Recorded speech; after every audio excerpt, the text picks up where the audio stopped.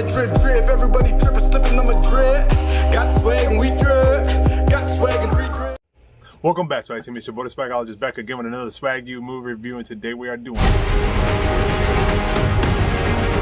Wonder Woman 1984. Now, I'm going to tell you right now, I definitely went to go see this out in theaters, but I know this is now currently out on HBOMAX. But if you didn't know, you can now watch Wonder Woman on this Christmas Day. Merry Christmas to all, and I know you're probably seeing this after Christmas or sometime after that, but I still want to wish you a Merry Christmas and a Happy Holidays. Today on December 25th, you can watch Wonder Woman on HBOMAX or go to the theater and watch it, which I prefer, but to each his own, of course. You can now watch it on HBOMAX from now all the way up to January 26th. So if you have a friend that has HBOMAX, or if you have HBOMAX, you can now check out Wonder Woman at your home, or you can go to the theater and check it out. It is safe. I haven't died yet, and I've been to the movies about 3 or 4 times since the pandemic. Just make sure you wear your mask and follow all the protocols, and you'll be just fine. Is this movie worth paying your money to go see it in the theater?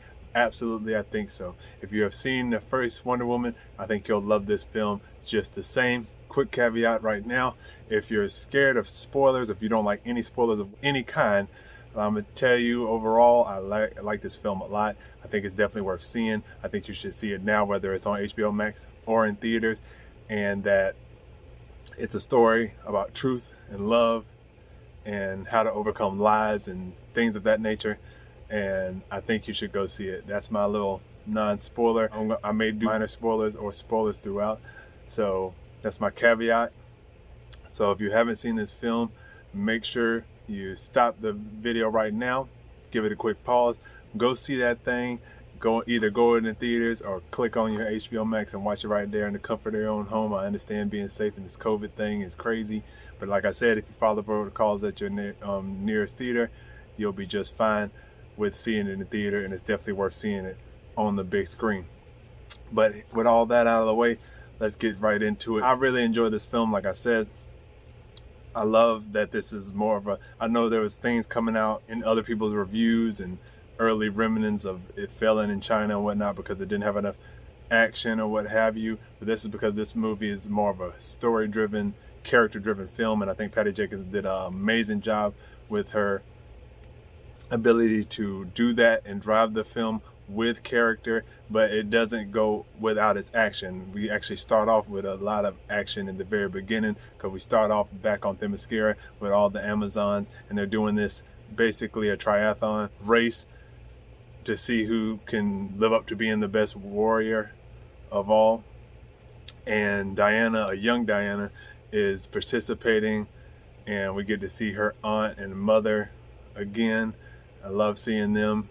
Watch her as she goes through this event. She says she feels she's ready, she thinks she's ready, and she's going for it. But she has a little, in which you can watch this for free on YouTube. This is not really a spoiler, but like I said, I've already given my caveat, so let's keep going. She's running through the woods, and then she gets there, and like I said, she feels like she's ready, but then she ends up having a mishap because she's getting too cocky, because she's ahead of the pack. She's doing some really cool things. Diana is a very smart little girl in this scene. She's doing what the big girls are doing, but doing it in a way that works for her, and it was really cool to see how she pulled it off and how well the other Amazons were doing it. It wasn't like the other Amazons were slouches. They were kind of right on her tail, but she just figured out a way to best improve throughout the event. Yeah, one mishap where she got a little too cocky and was just staring back at them and got hit by a tree, knocked off her horse. My biggest issue with it, when I get to it, is what happens later, because there's a part within the race where she's doing archery and she's got to hit these targets to move up in the rank. Well, she missed one because she hit the tree, but I didn't think, when I'm watching this, I didn't think like she missed the tree, you know what I'm saying? I felt like she still had a chance. I mean, not the tree, but missed the target. I feel like she still had a chance to catch up to her horse and hit the target. But I guess as a young Diana, she hasn't really fully embraced her powers. Plus, at this point, I don't think she knows she has powers yet. Like, she is a god, you know what I mean? Which is yeah, okay, that makes a little bit more sense. And she doesn't know that has God-like speed. She just has Amazonian speed. She doesn't realize that she's like even greater. I have an issue because, okay, she misses the target. She gets but she sees a way to get back on her horse and get back ahead of all the other Amazons, which is cheating. I understand that, but I didn't think it was cheated because there was nothing that established the rules of this triathlon. Like if you get knocked off the bike, you can't get back on the bike and finish. Is that the same thing in the marathons? Let me know in the comment section below, because I have no idea. If you get knocked off of a bike, you can get back on and keep going. My issue with this whole scenario is that, okay, she gets back on the horse, but she doesn't hit the target. Okay, I get that. That's a fail. Like, that shouldn't cause you to not be able to finish the race. You're like down you kind of go down a peg or something. She kept going, and there was a part where the last thing you have to do is throw your spear through the circle, the golden circle, to be considered the winner. And right when she was about to get it up through the uprights and throw that thing, her aunt took her out of the tournament. It was like, you cheated, you lied, and that's why you didn't win. The truth is the only way you'll win. And the truth is, you're only gonna win when you're ready. Because she was about to say, I would have won, but you didn't, because you lied, you cheated. And this is the beginning of learning what this movie's truly about, and it's the power of truth and love. And love doesn't show up until we see Trevor again. And it's crazy how we see Trevor again, but I really enjoy the way Patty Jenkins wove that in. And as you well know, it is in trailers, but we're gonna have some more spoilery talk right here. So Trevor comes back, but the reason he comes back, let's rewind a little bit. There's this stone that we end up finding out about, because after the Themyscira triathlon race thing, right after the event, we end up finally getting the aesthetic of 1984, all 1984 references. I'm pretty sure a lot of people that was born in the 80s got a lot of kick out of some of this, seeing some of these visuals, and we get to meet, well, we don't get to meet him necessarily in the movie, but we finally get to see for the first time Maxwell Lord, played by Pedro Pascal, on TV, because he's basically a TV personality. We see him saying his little shtick, you know, and getting, you know, he's basically one of those TV salesmen, and he's on TV. At least that's how we recognize him at the beginning of this film. We move to the mall scene, which I love this scene. It is amazing. Wonder Woman comes in. But throughout this whole beginning scenario, we see Wonder Woman saving people, but you only see like her foot or her lasso of truth or something of that nature, saving people throughout this film, which I love. I love when you can have a superhero saving everyday normal civilians from peril throughout the film. I really love that. I love that they pay attention to detail and do that throughout this film. And especially with Diana right now, she does a lot of that throughout the film, and I really, really get a kick out of that for sure, as you may know. But anyways, see these three guys, well, these two guys come into this bank or whatever. Well, not bank, more like a pawn shop or a jewelry shop, but then they also have some black market things going on in the back, which the dude knows about, and he's like, I won't tell, but that's what we're trying to get, you know what I'm saying? So he sleeps in the back, grab this artifact, but we don't get to see it, and they grab some artifacts, and then they try to dip out. But Wonder Woman is seeing this, and she comes in and takes care of business, and I love the way she does it, because at first we haven't really got a good look at her yet, but when we do, it's pretty cool. This guy, he's scared because the police start realizing what's happening. They're like, freeze, stop, where are you going? And he decides to hold a child over the balcony. Okay. And everybody's like, dude, what is wrong with you? He's like, I'm not going back. I'm not going back. And like, everybody's like, what the crap, bro? Even the people that are like trying to be thieves for him is like, bruh, what is your problem, bruh? Chill out, bruh. Stop it. Put the kid down. Put the kid down. He's also crazy crap. Then all of a sudden Diana's like, enough, basically. And goes up, catches the kid, saves the kid's life, puts her down, you know what I'm saying, and then gets to work on these guys. And the way she does it is so funny, but it so works, and it's so cool. Her moves are amazing in here, and the Lasso troop just gets more epic and epic throughout this film.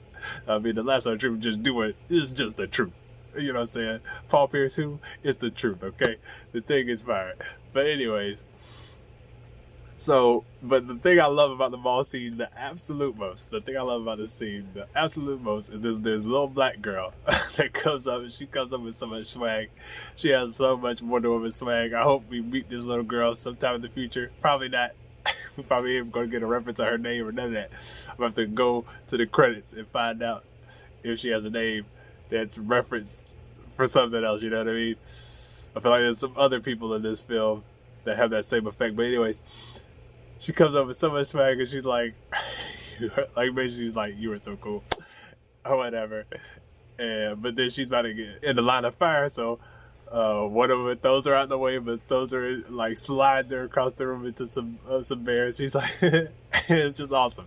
The scene is just crazy. I love it.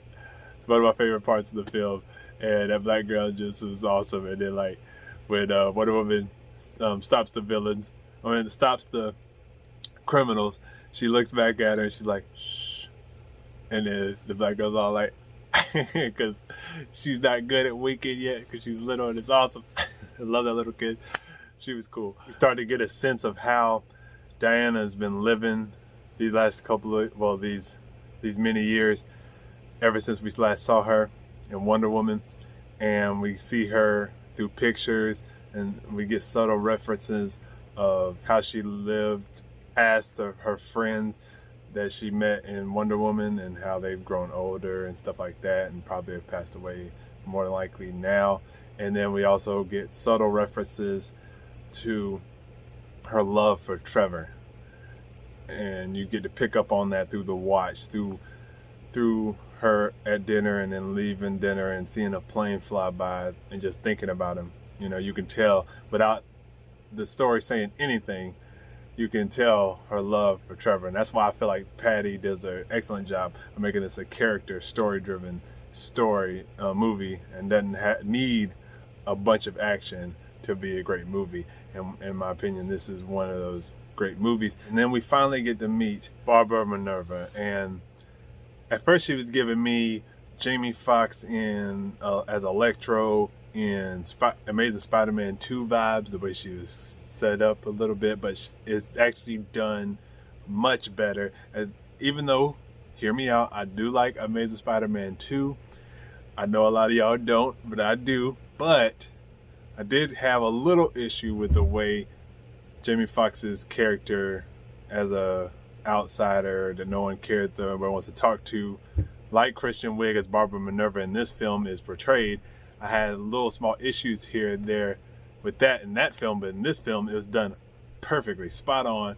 And I kind of wish it was done a little bit better in that film like this. I think it's part of it was the score, the little goofy score music that was part of it. They didn't have any goofy music with this, you know what I'm saying? Because it's basically almost the exact same thing, but it's just less goofy. And I guess we know how Jamie Foxx looks, and they made him look too fake, like he was like a SNL character.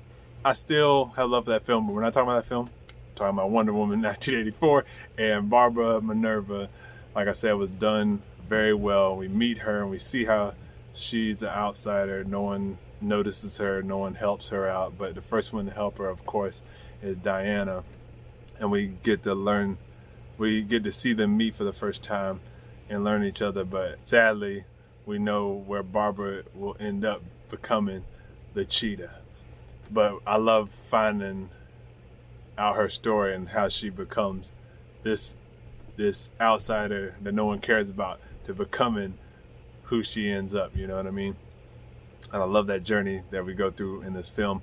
But like I said, she was done very well. I really loved her character in this film, whether it's this version of her and the subsequent versions of her that grow throughout the film and through the events of what's taking place throughout the film, through the story, and through the characters. Speaking of characters, Maxwell Lord, that we got introduced to at the beginning as a TV salesman, works really well in this film. I know I've saw some rumblings about this having lackluster villains, but I really don't see how they were lackluster villains, except for the fact that they wasn't like your typical villains. They were just people, kind of loser people, that tried to change their circumstance in the wrong way and going about changing their circumstances in the absolute wrong way, and where that takes place with for them in throughout the story. But I love the way they set up each character, and we learn that Max Lord is like basically he's a loser, a liar, con artist, but he's not trying to be. He's more of a dreamer, and like the typical dreamer, they want to reach these goals, and if they have a little bit of people believing in them, they believe they can reach these goals, and they try to achieve them in any way possible, even if they're through lies, but they think they're going to make it any second now, you know what I mean? But then we come to find out that this guy really is actually not who he seems, and it's not that he's like not who he seems as in he's necessarily a bad guy. He just found a way to change the circumstance instantly, but didn't realize how devastating and catastrophic that can be. But he wants to find the stone that we find out from the acquaintance of Barbara and Diane there, that the guys that Diane, well, Wonder Woman Diana, but Diana stopped at the mall, were trying to get this stone, and Barbara realizes that it's kind of a fake. It's really like porcelain. Is not it's worth more than $75. But what they didn't know is that this artifact comes from a god, and it's the god of lies. And this god made this stone to be able to make wishes, but the wishes have a bad after effect to them. Like, you get what you want, but then you have to give up something in return that's very catastrophic to you, but you don't realize it in the moment because you think you're getting what you want with the wish, but you might be giving up something that's way more important to you in the long run. And that's what you have to come to realize throughout the story, and that's where the truth comes in. But that's also where Trevor comes in, because the stone, when they was going over the stone, they was checking the stone out, they were realizing it wasn't like worth anything, but then they came to find out that like if you wish something that you supposedly get it, and they're like, whatever. And then this dude comes up and he's like, he touches it, he goes, I wish I could get a coffee right now. And then all of a sudden another, like, he walks away and they all like get their little giggle on, and then all of a sudden dude is like, hey man, I have this extra coffee, if you want it you can have it. And he's like, oh wow, who would have thought? And it was like, and then Barbara's like, could you imagine to Diana, like and Diana's like, you know, I know exactly what I would wish for. And she's staring at it, and then she like closes her eyes like she does a wish, but you don't know that, but you get a little subtle hint because there's like a little wind gust thing that happens, like, and you hear it and the sound effects at all, and you're like, I wonder. And then you come to find out later on that Trevor comes back, because like Diana's looking for Max Lord because she finds out that the box that had the stone in it was actually like when she opened it, it looked like there was a paper from Max Lord, like it was going to Max Lord, he was looking for it, and then it was getting stolen from Max Lord, or he was trying to steal it. I'm not sure on that part. Correct me if I'm wrong in the comment section below. Was he trying to steal the stone, or was he going to get the stone? Let me know in the comment section below if you know. But either way, I know he's trying to get the stone now, and he's been trying to get it for years. When we come to find out later on, we come to find out when we first meet him, when he comes to their job, as in Diana's and Barbara's, and he's looking around, he sees the stone in her office, and he lights up, and we're like, oh, this dude is not who all he seems. The fact that we see her do this little wish thing, but you don't know why. Like, you don't know until you know. And you don't know until Diana goes to this party that Max Lord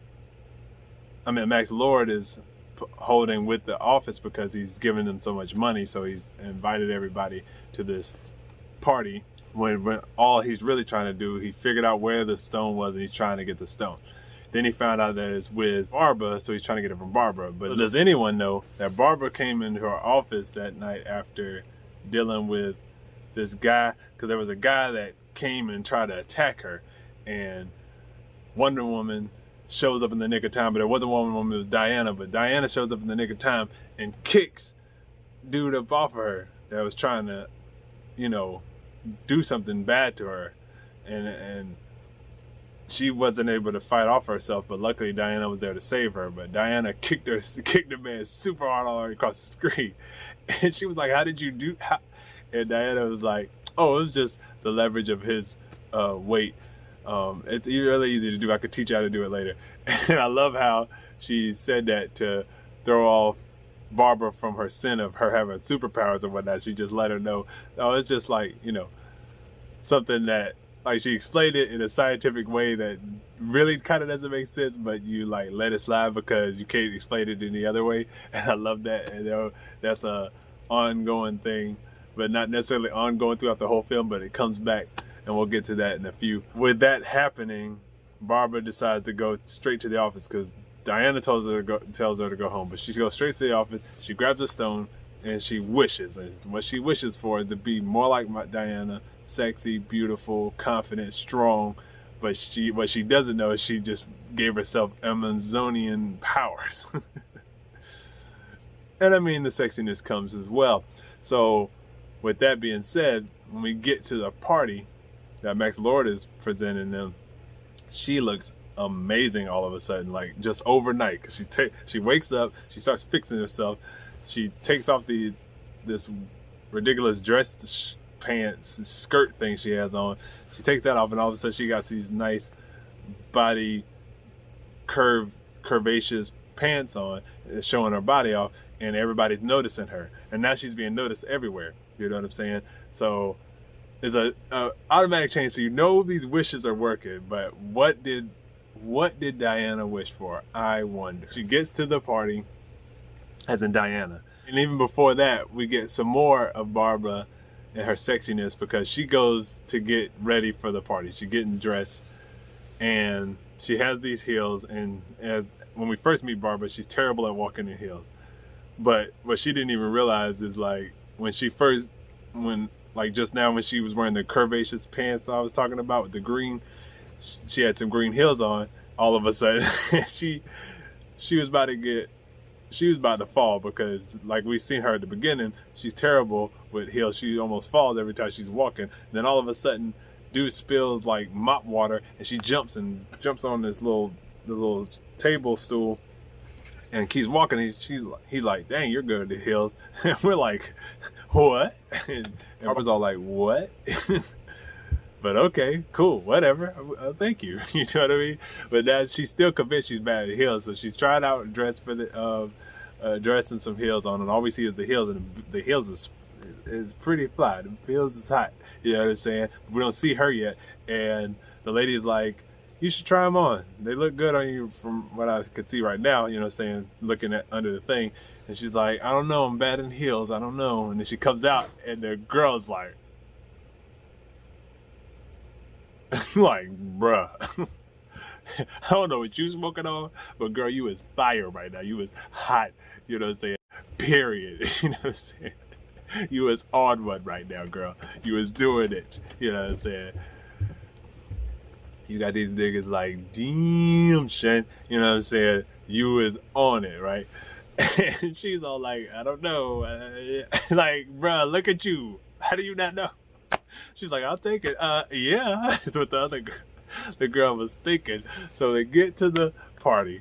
I know I'm going back and forth, but the film is just great, and it is 2 hours and 30 minutes, so it's something to consider when you go to the theater or decide to stay at home. I still feel like you should go see it in the theater. Luckily for you, HBOMAX is giving you a choice between the two. So they get to the party, and Maxwell Lord ends up seeing her, but Diana comes in, and everybody's trying to talk to Diana, because Diana, beautiful as I don't know what. And everybody's trying to talk to her, and she's like, "No thanks," because she ain't got time for that. Right now she's trying to figure out what Maxwell Lord has to do with the stone and where the stone is, because the stone wasn't in the box. She didn't realize that it went to the office, right? So she's looking for it, and Max Lord you see him at the party enjoying himself, but then all of a sudden Barbara gets there, and she's looking, you know, she's smoking, you know what I'm saying, as that dude says in those Boston commercials, in the your cousin from Boston commercials, where he's like, he is smoking, straight smoke show. Exactly what Barbara was on when she comes in there. So Barbara comes in there and everybody's like, oh, all right. And then my man Maxwell Lord sees her, and he's like, oh my God, wow. And I know he felt that, like, it wasn't no BS, but then he was like, oh, I can use this by advantage, I know she feeling me, and I'm feeling her, but, you know, I really want the stone. So he goes over and he's like, oh, it's so loud in here, can we go somewhere, you know, alone, like your office? She's like, oh yeah, because, like, she's not used to this. So he's putting the Mac on her. She ain't used to it. So she's like, sure. So then they get in there. He starts kissing on her. Then he's looking for the stone, sees that thing, and then he makes his, like, next move. Like, you know, he gets off of her, starts saying, oh man, this is a beautiful office, blah, blah, blah. Then he starts kissing her again. He's like, wait, what is that? Gets her off track, gets the stone by kissing on her. He's like, maybe I could use it, borrow it, blah, blah, blah, blah. You know, putting the Mac on her. She falls for the Mac. He ends up getting the stone. And we're like, bruh. Like, dang, how could you do this? Diana's still on the hunt to finding more information and where the stone is and why Max Lord is connected to it. Then all of a sudden, there's a guy that goes, Diana. And she's like trying to do her famous no thanks. But then he's like, I wish we had more time. And Diana looks back like, what did you say to me? I wish we had more time. Hey, don't play with me. Don't say that to me. Why would you say that to me? Because she knows that's Trevor. But Trevor's the only one that would say that. And who only heard him say that to her, you know what I mean, in that fashion. So she's like, excuse me? Like, she really getting offended. But then she comes to realize, he starts saying more. Does the watch trade-off that he does in Wonder Woman 1 with her. And then she comes to realize that that's Trevor in front of her, even though Trevor looks like a whole different other person. But then she starts seeing Trevor in his face, and that's how the audience sees Trevor. And this is where Trevor comes in, and this is where the love comes in to this story being about the power of truth and love. And Trevor is the embodiment of love in this story, and for, of course, Diana. And obviously Diana fell in love with only one person, that was Trevor. Steve Trevor, that is. That was well done, and I love the fact that we find out that Trevor, to the world, looks like this guy that pops up at this party talking like Trevor, and then coming to find out that that is Trevor, for real, for real. And I love the fish out of the water. Like, fish out of the water comedy can be done well, and is done well both in Wonder Woman 1 and now in Wonder Woman 1984. I really love the way they do that with Trevor getting introduced to a brand new world for him, because he's been gone for 20 some odd years, and now he's coming to basically a whole different, another planet. He's jumped into the future, as it were, because of this wish that Diana made. So now we come to find out that this is the wish she made in this movie. He's just getting introduced to new things, and I love it. It's very funny the way he is getting introduced to new things in this, throughout this film. I love the uniform change and the outfit change scene, where he gets to find out how the world works now through clothing and other means throughout this film. So I love that. But like I said, the heartbeat of this film is the characters, as in especially Diana and Steve Trevor's love relationship, and their connection, their chemistry is just, it moves the story in a way that you are engaged without having action on the screen. Whereas also the story is very important. The story of truth and love is said, but it's not like hitting you over the head with it. It's just natural throughout the film, and I think they go about it in a masterful way. And Patty Jenkins directing this film is always, I'm glad she got to be put on for this sequel. And it's not I mean, it's basically a direct sequel. Like, I would have wished I would have watched the first one so I could just have a little bit more gravitas to the scene where we're learning about how Diana's living now and seeing the pictures and how she gets to where she is today, and we can get a quicker reference to that moment that her and Trevor had before he goes into the plane to sacrifice so she could save the world. I love the way that's done. I think it's done very well. Then after that is done, we find out, like after we go through and learning, Trevor's learning the new world, we get the rekindling of Diana and Steve back together again. It's beautiful, but we're seeing Barbara grow as a person, grow into this new found her, learning that she has powers like strength that she didn't know she had. Like, she goes to open the refrigerator, almost breaks it off, and then she's like doing curls, and then she realizes she can do stronger curls, and then she all of a sudden, you know, does like the strongman competition and just curls that thing and it pops that thing up in the air, and there's like these bunch of muscular dudes behind it like, what? It was hilarious. Like, Patty Jenkins' humor throughout this film is done so well. I got a good kick out of it. I loved what she did with the film, and I thought it was funny. Another thing that's so amazing about Trevor and how important he is to Diana is that he brings all of the comic book good juicy stuff and the Wonder Woman lore to the forefront in a couple of things. One thing that he did was amazing is they had to fly this ship to get to Max Lord, because Max Lord, we've seen, has now become the stone. That was what we find out why he wanted the stone so badly, and it's because he wished upon it to become the stone itself. With him becoming the stone, now he can make people make wishes and take what he wants from the deal, like the stone kind of does, but it doesn't like do anything to the stone necessarily. It just keeps taking away, giving people stuff but taking away, like the genie from Aladdin will basically tell you, you know what I'm saying, you'll get a wish, but there's always something behind that, you know, so there's always a consequence to your wish. But these consequences are a little bit more severe in many cases. So, but they have to get this jet from the Smithsonian to where Max Lord is going to, because now Max Lord has ended up taking over all of the oil, because he's an oil man and he's been lying, but now he's done figured out a way, because he became the Dreamstone, to trick dude, or the Wishing Stone, to trick dude in that was calling him a loser earlier in the film, to giving up all his stuff. Diana figures this out, so her and Trevor got to get to where he is, and the only way they can get there is flying, but they got to fly a jet from the Smithsonian. Now the problem with that is they're going to be seen because there's a radar now. See, Steve doesn't know this, and he's thinking he can just fly like he used to and they'll never catch them. But the problem is there's radar now, and he's like, well, shit, Diana, you know what I'm saying? You could have told me this. And the thing that's so cool, like I said, about Trevor and the fact that he's bringing the comic book goodness and some of the classic Wonder Woman lore, and how these movies, whether it's WB or Marvel, are making things that are like goofy and corny about our characters and making it mainstream and amazing, like the way Aquaman was talking to the fish in Aquaman, or now the way we finally got, wait for it, the invisible jet. I love this. I love the way they came up with it. She was all, my father had made me an invisible, tried to figure out how to make Themyscira invisible when I was growing up, and he was trying to teach me how to make something invisible, and he did it, but it was just a coffee mug, and he was like, just a coffee mug? It's a whole shit. But he didn't say that, but that's what his mind was saying. And she was like, well, did it work? She was like, well, I don't know. It's just a coffee mug, and I lost it.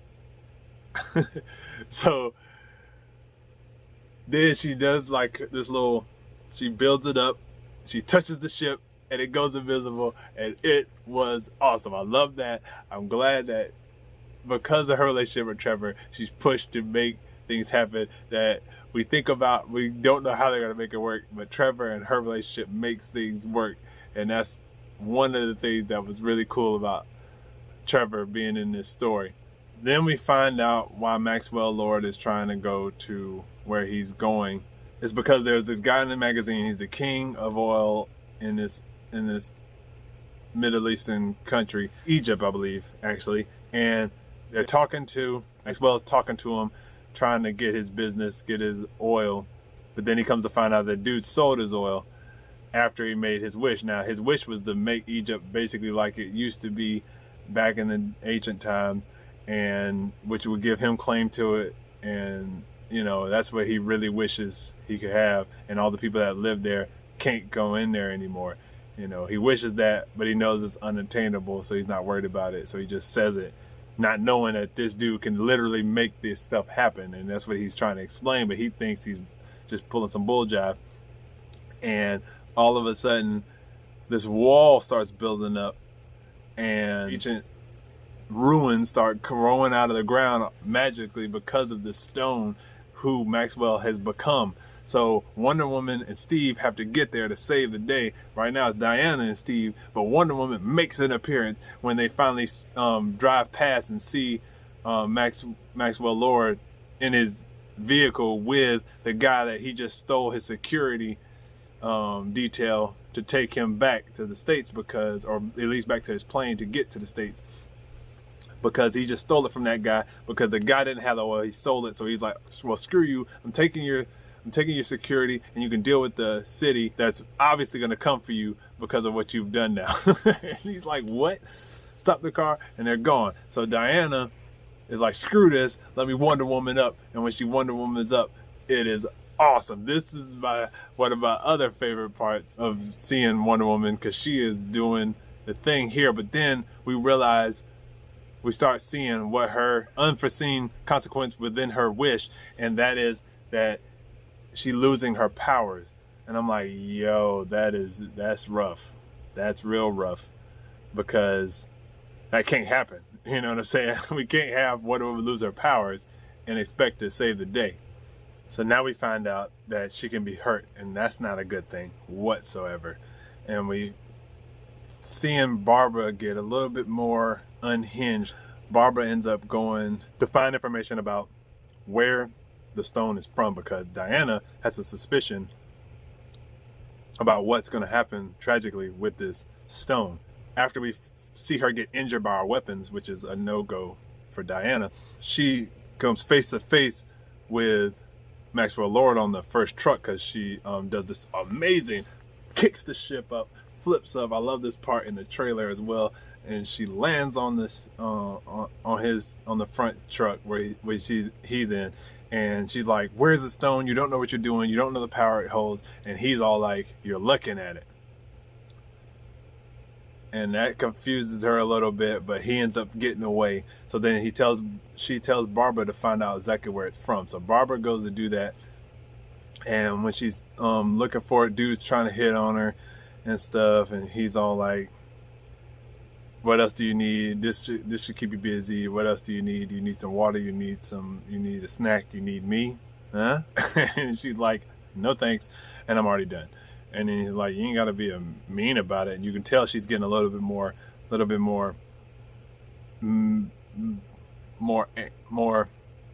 mean. She's turning a little bit more as this story keeps going. She's turning. And you can see her converting into what she ends up, becoming, as we know from the trailer, the cheetah. She's going down the street, she's running, and then the dude that, I was like, oh no. The dude that tried to attack her earlier in the film, but Diana saved her, yells at her again. I'm like, bruh, no, this is not your day. This is not what you wanted to do. This is a bad scenario. So then, as scheduled, and obviously, she starts whooping his ass, but she's whooping his ass to the point where he may not live to see another day, because she's kicking him all across the sidewalk, just kicking him, just boom, boom, boom. And she's like, I can do this all night. Caught some Captain America vibes, but for the wrong reasons, you know what I'm saying? But luckily, the homeless man that she always helps and gives food to when she was good, Barbara, sees her and is like, what are you doing? And we're seeing how the stone's wishes can deteriorate a person, whether it's with Diana's powers and now with Barbara's personality and character. Finally, Diana gets in touch with Barbara and asks her what she found out. She tells her that she's seen it in many different places with many different, you know, high-end people. Then all of a sudden it just vanishes and it shows up somewhere else, and it keeps happening throughout history, and that's how it's been for some over 15,000 years or whatever. You can correct me in the comment section if you remember the exact years, or I could check after this after this review. But anyways, she finds that out for Diana, and she's like, thank you. And she's like, I'm going up there in the morning to question this guy, because the last known guy is some dude claiming he knows what the stone's from, that he's a Mayan shaman or whatever. So she's like, I'll meet you there. So then the next morning comes up, and, you know, like I said, Barbara's growing as a person. She's going from like looking normal sexy to looking kind of punk rock sexy, weird, kind of like, what the hell's going on? Like, are you okay right now? type thing.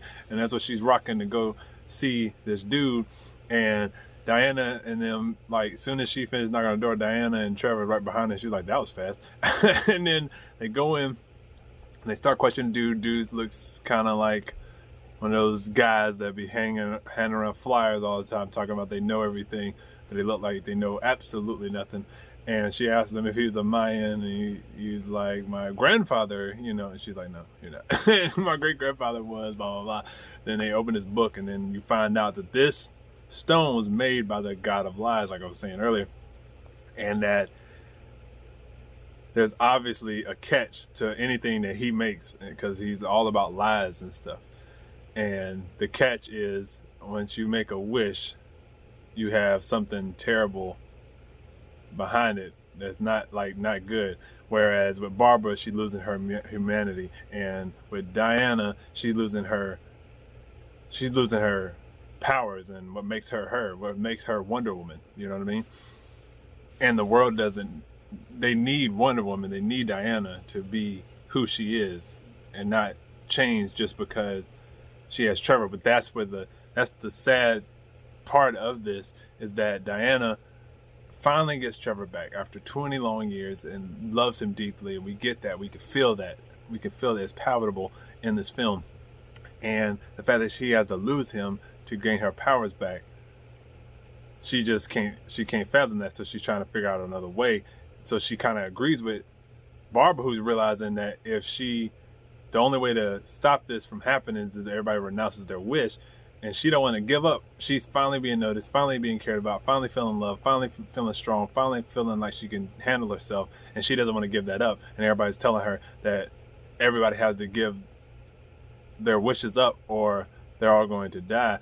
And both her and now Diana's kind of slightly agreeing with this, because she doesn't want to lose Trevor. And that's the brilliance of this story and the way it was written and directed. And I love it. Because it doesn't have to be full-on action like most sequels are, a bunch of action-packed doubles, and which I love that too. I love when that's done, but I like how this one decided to go the opposite way and go more character-driven, more story-driven, and push the plot forward through that and through the ideologies and morals. And I love that, and how Diana's is always, her morals and stuff is always pushed, but she always does the right thing. And when she does decide to do the right thing in this film, it hurts. I wanted to cry with Diana when she has to give up Trevor to get her powers back. Max Lord is going on a rampage, and he's not doing it because he wants power. He wants to do it to stay alive, because he's realizing every time he makes a wish, it's killing him slowly. And he's realizing this when everybody he's had a meeting with today is coming in one by one. He's getting wishes, but he's not getting any better. But he is getting more stuff. He realizes, he tries to get a priest in there and take his congregation, because he wants to touch a lot of people at once so he can heal up faster and give them everything they want and get everything he wants. At least that's what he's thinking. But he's not realizing that he's losing more than he's getting by trying to get more and more and more, when he should just deal with what the truth is. And the truth is, he's not going about life the right way. And the fact that love, he needs to care about his son more. So at this point, he goes to the president of the United States to convince the president to give him his power so he can touch the world, because he thinks that will help him touch the world. But then he ends up about to destroy the world, because the president acts like what he needs right now is a bunch of nuclear weapons so everybody listen. He's thinking force will make everybody listen, but that's just a wish that he knows ain't gonna take place. But no one realizes every time they do that with Max Lord, it's going to happen. So now missiles are popping up everywhere. Russia's going crazy. China's going crazy. Everybody's going crazy, about to retaliate towards the U.S., while Max Lord is just trying to figure out a way to grant everybody's wishes at the same time, so he can get healthy and take everything from them, including their health and everything, and have everything. But what he doesn't realize is he's gonna have nothing, because he's just gonna stand there in one spot and always have to grant wishes and never gain any of the things that he's giving. And there could be people wishing for the things that he wants. So he's never going to win.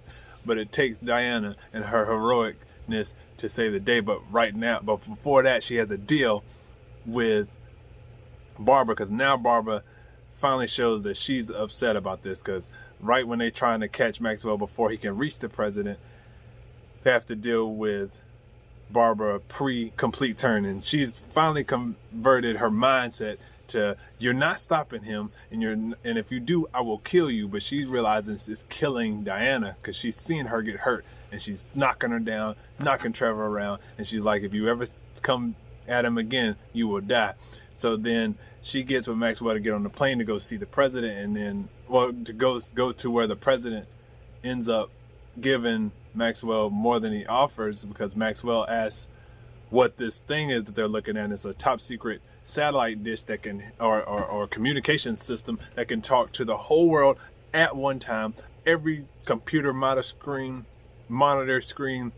cell phone, tablet, whatever, if it has a screen on it, he can tap into it and touch it all at once. And then the key word was touch. That's all he needed to know and hear. So then he's off to see that, but Diana's trying to stop him as Wonder Woman with some more epicness from her. Says he now has Barbara on his side, because Barbara doesn't want to lose her powers, and then she's realizing she has powers now. So then she's taking Diana out. She obviously figures out that she's Wonder Woman. It wasn't hard for her, because she realizes the power she's using came from somewhere, and it came from Wonder Woman. She starts beating up Diana everywhere, and as Wonder Woman, she's trying to save all the people that Barbara's now trying to kill, because she's just completely converged her mindset. Now she's on the verge of converging herself into the apex predator that she's trying to be.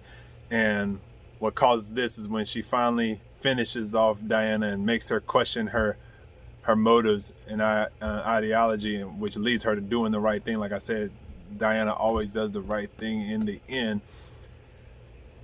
She asks Maxwell Lord to help him give her one last wish, because Maxwell Lord was like, I'm generous, I'll help you, what do you want? And she's like, I want to be the apex predator.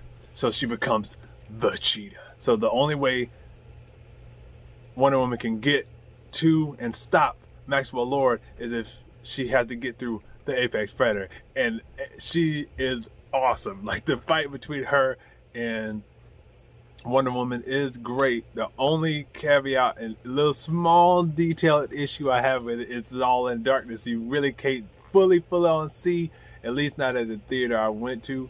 But when I look back at it at 4K at home, it was a little bit better. I could see a little bit better. So that's a little caveat for you HBOMAX people that want to watch it at home. You might be able to see it a little bit better there, or just see it at a more like IMAX or something like that. I didn't get to see it at IMAX today because it was sold out, but that's okay. I digress. The fight was awesome though. I still could make out what was happening. I just wish I could see Cheetah a few times in the light, but didn't get that, but that's okay. The fight was really good, but like I said, I was going to cry with Diana when she had to give up Steve. But when she gave up Steve, the thing I was saying earlier about how Steve brings out the comic book essence of the character, you know how we all know that Wonder Woman knows how to fly. Well, as of right now, our Wonder Woman hasn't flown anywhere. We haven't seen her fly, really. I mean, I think she did in Justice League, but that Justice League doesn't count as we know it, especially if you have HBO Max. We're going to have, I mean, it counts, but it doesn't count because we're going to have the Snyder Cut, which is everybody's been waiting on for Justice League. And we're going to finally see his vision of how it would work. But like I said, to this timeline that we're in right now in this film, she doesn't know how to fly. We come to find out after listening to Trevor, like she was like, she doesn't get why he's so good at flying, why he loves flying, why he knows that. She hears him after she has to give him up. She used the lasso, which, like I told y'all, gets more epic and epic throughout. Like earlier it was blocking bullets because she was spinning that thing. Now she's riding planes with it, and then she spreads her wings out, her arms out, right, and starts imagining Trevor saying those things about flying, and then she learns how to fly from Trevor. I'm like, beautifulness. I love what you're doing, Patty. I really do. I love what you're doing, writer's room, or whoever's writing this thing. I love it. I love y'all idea of Trevor is the reason she learned how to fly. Like, Trevor is just a very important person in her life, and I love that him and her relationship causes great things to happen throughout, and great Wonder Woman lore things to come up, you know what I'm saying? And that was one of the things I really loved about that. But then she's using the lasso to get more momentum and fly with it, and then she's using it to fly on the lightning bolts, bro. I'm still loving that. It's still incredible to me. Flying on lightning bolts, loving that.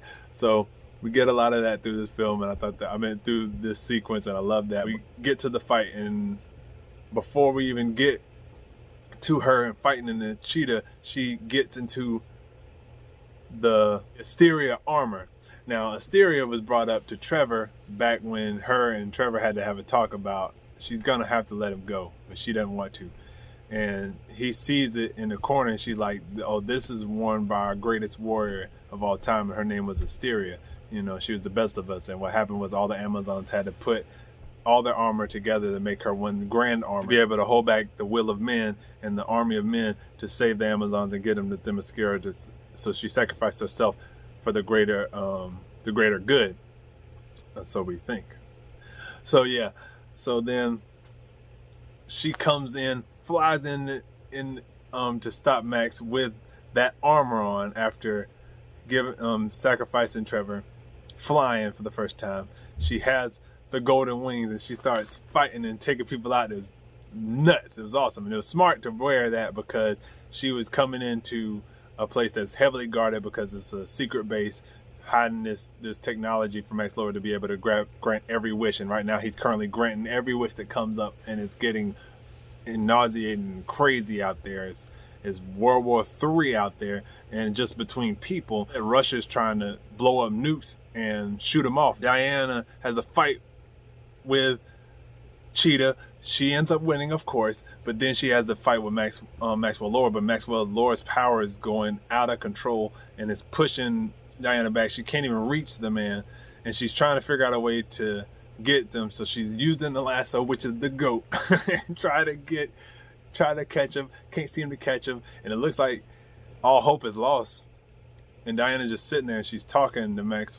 She's talking. Well, it seems that she's talking to Maxwell Lord about you should give up if you want to save the world. It's up to you because of what's happening. It's not about power or wanting more. It's not about more. It's about the truth, and the truth is this: I can accept this, and and the power of love and everything. Basically, is what she's basically giving off. She gives an amazing speech about truth and love, and then Maxwell's like, "Why would I do that?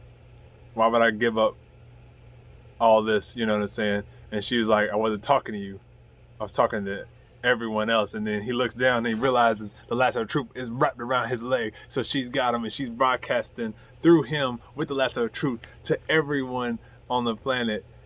And they end up realizing what's happening. And then earlier, when she was telling Trevor about the Asteria armor that I was telling you about a few seconds ago, she let us know that the lasso, which I told you is the truth, not only does it make you tell the truth, it also shows you the truth. And you can see the truth. You can see things. using the lasso of truth. So it made us see Maxwell's backstory, how he grew up in a domestic abusive home, how he grew up as a loser, kind of like Barbara. So him and Barbara are kind of similar in a sense, and that's why I was saying at the beginning that these villains are not terrible villains. They're just not your typical villains. They're more like average people going about being good and doing good things the wrong and terrible way. You know what I'm saying? Especially when it comes to Maxwell Lord. She ends up convincing the world with her mind and not her brawn to save themselves, and it was beautiful. And I love the way she did it, because like she showed Maxwell back history to him, and he realized what was going on. Then all of a sudden his son, who he's been treating like a burden because he wants to make him proud, but he knows himself that he's not who he wants his son to believe he is, and keeps telling him he's a great man and a good person and top of the line, but he realizes he's not. He sees his son standing in the middle of on a bridge while the missiles that he has caused these countries to shoot off at each other, because the Russia's shooting at us and we're shooting back in retaliation, are about to hit his son and kill his son. And he realizes he can't kill his son because he loves his son.